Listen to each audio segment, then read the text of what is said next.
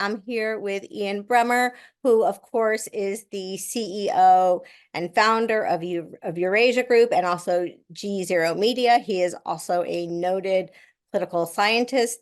Ian, thanks for being with us today. Hi, Alice. Sure, my pleasure. Yeah, so I'm excited to have you here because there's just a lot going on in the news right now around NATO.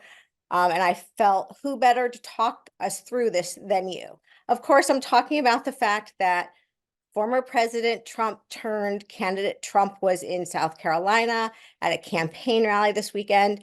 And during that rally, he made comments about the fact that if he were to become president, he would not support the nations, the Western nations, that did not fulfill their obligations, their financial obligations to NATO. So first, I just want to ask you, what do you make of this? Well, I mean, he said something a little more incendiary than that. He said that those countries that did not, that refused to pay for their own self-defense adequately, that he would tell the Russians to do whatever the hell they wanted. And you can imagine, I mean, you know, Trump has this incredible knack of saying the kind of things that really, really incense his opponents, his adversaries, and in this case, some allies, the Europeans. And they are panicking about it. And the NATO Secretary General and the European Council President predictably said that this is the kind of thing that gives comfort to Putin. It exactly, you know, strengthens him. And I accept all of that. But of course, the media stopped there because the media is only looking to like put this in the headline box of, oh, we found another incredible thing that we can embarrass Trump with. And there is another side of the story, of course, which is that the Europeans and indeed a majority of US allies in NATO continue to not live up to their stated commitments of defense expenditure per their piece of GDP. They've been long committed to reaching a 2% target, which is well under what the Americans spend. And that's leaving aside the fact that the US has a much bigger economy, but just the percentage of GDP. I mean, the Canadians, for example, spend 1.29% of GDP, which is roughly what they spent in the 90s, despite long commitments to get to 2%.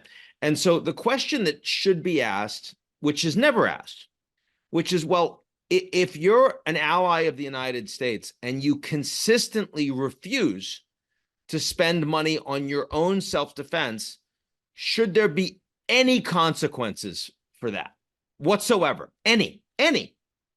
Because, I mean, I think the European and the Canadian perspective is, no, you should just keep doing what you're doing. And, you know, it does strike me that it is the fact that the United States has not taken this seriously. And, you know, maybe the US should say, this means you won't get the same level of intelligence, or maybe it means that the US won't do the same level of military exercises, or maybe they won't station the same number of troops on your territory. Maybe they won't, you know, allow you to buy the same advanced, you know, sort of military equipment that the Americans produce. So let me ask you this. Why aren't those nations paying that part of their obligation? Why aren't they paying that 2% of GDP or somewhere close to that? What do you think is going on? Well, some of them are. And the ones that are tend to be the ones that are frontline facing adversaries. So the Baltic states do. Tiny countries, but they're spending a lot as a percentage of their GDP. And they're also spending a lot more as a percentage of their GDP in providing aid to the Ukrainians than the Americans are. The Polish government, same. And they've been taking huge numbers of Ukrainian refugees, in many cases in their homes, which the Americans are not. And the Nordic countries. So what do those countries have in common? They're frontline states facing Russia. What about the countries that aren't spending that money? The Germans, the Italians, the Spaniards, the Canadians. Well, the one thing they have in common is they're far away. But another thing they have in common is that the Americans haven't done anything about it. And I want to be clear I don't think it's, I mean, what, because, if you take Trump at face value, you seem to be saying that literally if you don't pay 2%, so if the Russians decide that they want to illegally annex a component of your territory, that the United States should be indifferent, should not care. And I think that is an unreasonable position. I even if that's just a bargaining tactic, that should be that's an inside voice bargaining tactic. That's not an outside voice bargaining tactic. But it is true that the President Trump is much more comfortable with an ally like Saudi Arabia than he is with an ally like the Germans, because the Germans, like, they support rule of law and democracy, and they have these common values with the Americans, and they think that really means something. And Trump is like, first of all, I don't really care about those values much to begin with. And even if I did, I wouldn't let you drive a harder bargain with me on the basis of this. I mean, Trump is like a real estate guy.